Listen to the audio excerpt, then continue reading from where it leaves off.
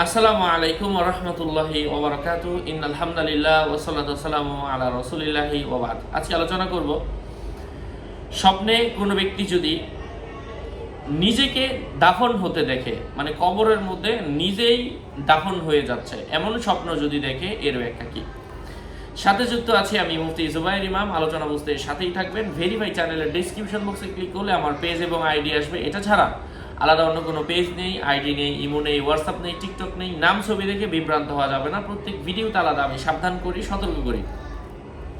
স্বপ্নে নিজেকে দাফন হতে দেখা এটা মৃত্যুর লক্ষণ বুঝতে হবে। আবার কখনো সেই ব্যক্তির শাস্তি বোঝায় যে তার সঠিক দিনকে বরবাদ করেছে। কখনো এটা মুসাফিরের সফর দীর্ঘ হওয়ার আলামত বুঝতে হবে। স্বপ্নে নিজেকে খাটিয়ায় বহনকৃত দেখা, কখনো বিয়ে করা, এরপর সেই সপ্তাহকে নববধূর ভাইয়েরা তাকে তুলে নেওয়ার জন্য তার কাছে আসার লক্ষণ বুঝতে হবে।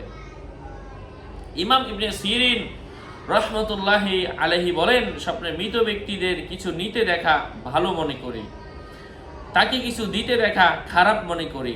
যদি দেখে সে মারা গেছে অথচ সেখানে মৃত্যুর কোনো আলামত ও লক্ষণ প্রকাশ পায়নি, তাহলে বুঝতে হবে তার ঘর বিধ্বস্ত হওয়ার সম্ভাবনা রয়েছে।